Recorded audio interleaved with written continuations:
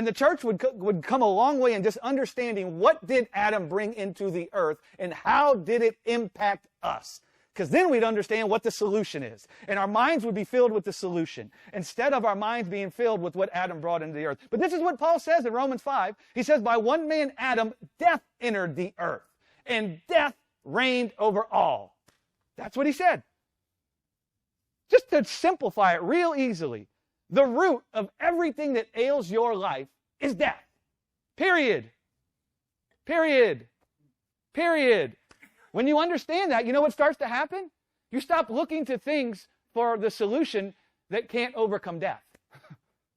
And you stop thinking the solution is found in things that can't overcome death. And you become like a horse that has the blinders on. And instead of ever learning, looking everywhere for solutions, but never coming to the knowledge of the truth, man, you run the race that is set before you. Like Paul said, like the horse runs the race that's set before them because it has blinders on its head. And what does it see? It's got tunnel vision. And so when you start to see what the problem was is that it was death, and the root of everything you feel and see in your life that you don't like, that you think is wrong, the father of all of it is death.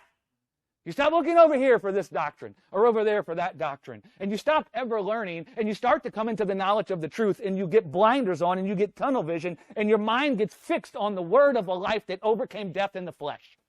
And you start spending your time talking with God about that, looking at that, meditating on that, singing about that, talking with one another about that, prophesying to one another about that. And guess what? You know what happens? You start finding that which is perfect is come and manifested in you, the love of God.